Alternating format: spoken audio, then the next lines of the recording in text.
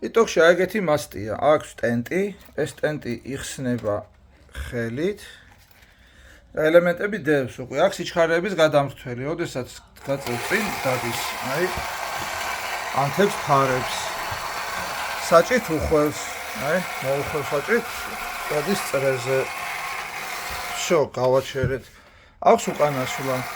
უკანასვლისასაც შესაბამისად ფარებს ანთებს, აი მოვახვევინოთ. და დაპარკირდება. აბა ესე რა ვიცი, ან ასე.